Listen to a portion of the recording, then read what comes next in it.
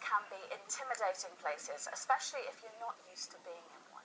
A new code has been put in place today to improve the way victims are treated in the court system, as Tiffany Royce now explains. Can becoming a victim of crime make you feel like you are the criminal? Approaching the police, going to court, being interrogated by lawyers. It's a frightening maze that can leave victims feeling isolated and confused. A new victims code is now being introduced, explaining to people what they can expect from the moment they report a crime throughout their time in court, right up until the end of the trial, and who they can turn to for support. The code will include extra support for victims of the most serious crimes, specialist help for children and young people, and businesses will be given the chance to explain how a crime has impacted on them.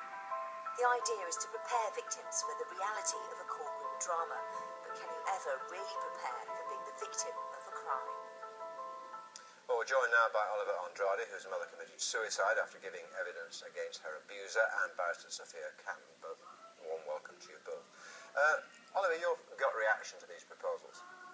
They're an excellent start. They're changes that need to have been made. I think it's the standard counselling before going on in the case of vulnerable witnesses will help a lot of people. But I think it's also important to remember that it's never going to be perfect. You can't have a one solution fits all. And also that trauma doesn't end at the end of a trial.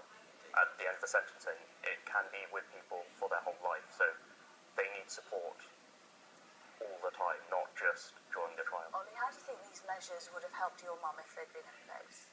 I think being actively encouraged to talk to a counsellor before the trial, having been familiarised with what was going to happen during the process so that she was less intimidated by the barrister, so she didn't see it as a personal attack but as necessary questioning, would have helped, would have made her feel more at ease. And one has to say, Sophia, we should point out that the barrister in that particular case did nothing wrong. She was exonerated by the judge. She was merely doing her job, but nevertheless it did have a major impact on Oliver's mother. One has to say there's nothing in these guidelines, of course, which will address that problem, will it? The best thing about the British justice system is that it allows evidence to be tested. The way it is tested in the adversarial sense, allowing one side to put their version of events against the other side's version of events, is the best way forward. I can see at this moment. What we do have now are barristers who do the cross-examining of a victim. 5-10 years ago, it used to be possible for the actual alleged rapist to cross-examine his witness on his own. Yeah. Things are changing. And this is a handbrake turn. This is a positive way forward, like Oliver said, about how we put victims first and how we can look at their needs throughout the whole process. Where does the current system, do you think, fall short on that front? I think it's the idea that the first day of the trial is the first time that they come in front of the criminal justice system. For example, some victims have never been to court before. They've never given evidence. They've never sat down in that environment. And now the victim will have an opportunity to come to court, whether they're a child, whether they're an adult, to see where the judge sits, to see where the jury sits, and also to have a look at the barristers and see where they sit, and perhaps even meet their barrister before the trial. One thing that won't happen, Oliver, is they won't automatically be referred to victim support groups, and the victim support group have said, that is a potential pitfall of this new idea, this new legislation. What's your response to that?